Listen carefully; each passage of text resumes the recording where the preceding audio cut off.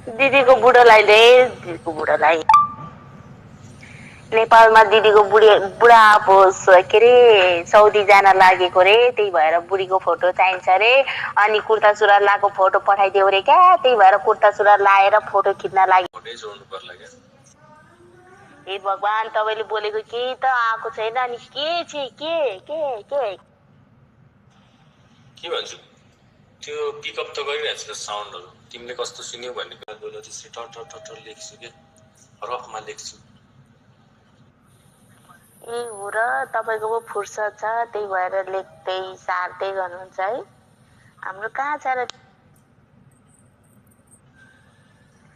के गर्नु, हामीलाई तपाईँलाई जस्तो शब्दहरू बनाएर लेख्न आउँदैन। यस्तो त यस्तो चिठी लेख्ने भए भए म कविकार बन्थ्यो। के गर्नु, तर कविकार परेन। माया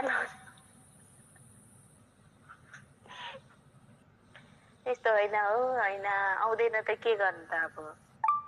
के अरे अन द स्पोट आउनको लागि चौबन्दीमा पटुकी बाँधे छैन भन्दैमा, पोखरीमा घाँस काट्न जाने छैन भन्दैमा, मलाई नेपाली होइन भन्न कहाँ पाइन्छ। म त नेपालको माया गर्ने छोरी, मलाई म जस्तै माया चाहिन्छ। म त नेपाललाई माया गर्ने छोरी, मलाई म जस्तै माया चाहिन्छ।